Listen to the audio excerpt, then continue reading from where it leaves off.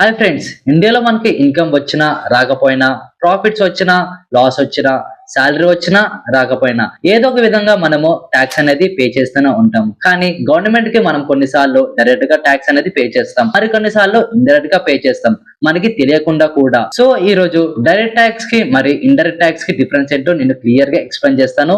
Video end వరకు చూడండి. Direct tax మీ income మీద పడేది. డైరెక్ట్ ట్యాక్స్ అంటే మీరు డైరెక్ట్ గా గవర్నమెంట్ కి పే చేసే ట్యాక్స్. ఇది మీ ఇన్కమ్ మీద డిపెండ్ అవుతుంది. For example income tax, corporate tax. మీరు శాలరీ ఎర్న్ చేస్తే గవర్నమెంట్ మీ ఇన్కమ్ స్లాబ్ బట్టి ట్యాక్స్ అనేది క్యాల్కులేట్ చేస్తుంది. మీరు డైరెక్ట్ గా గవర్నమెంట్ కి ట్యాక్స్ పే చేస్తారు కాబట్టి దానిని డైరెక్ట్ ట్యాక్స్ అని అంటారు. సింపుల్ రూల్, ఇన్కమ్ ఉంటే డైరెక్ట్ ట్యాక్స్ అనేది ఉంటుంది. ఇండైరెక్ట్ ట్యాక్స్ స్పెండింగ్ మీద పడేది. ఇండైరెక్ట్ ట్యాక్స్ అంటే మీరు గూడ్స్ ఆర్ సర్వీస్ ఉన్నప్పుడు వాటికి పే చేసే tax. For example GST, customs duty. మీరు మొబైల్ కొన్నా, రెస్టారెంట్ లో ఫుడ్ తిన్నా, పెట్రోల్ కొన్నా, బిల్స్ లో జిఎస్టీ అనేది ఆల్రెడీ యాడ్ అయి ఉంటుంది. మీరు డైరెక్ట్ గా గవర్నమెంట్ కి ఇవ్వరు, షాప్ కీపర్స్ కలెక్ట్ చేసి గవర్నమెంట్ కి ఇస్తారు. అందుకే వీటిని ఇండైరెక్ట్ ట్యాక్స్ అని అంటారు. సింపుల్ రూల్, స్పెండింగ్ ఉంటే ఇండైరెక్ట్ ట్యాక్స్ అనేది ఉంటుంది. Clear difference, direct tax income మీద, ఇండైరెక్ట్ ట్యాక్స్ స్పెండింగ్ మీద. డైరెక్ట్ ట్యాక్స్ ఇన్కమ్ ఎక్కువ ఉంటే ట్యాక్స్ కూడా ఎక్కువ.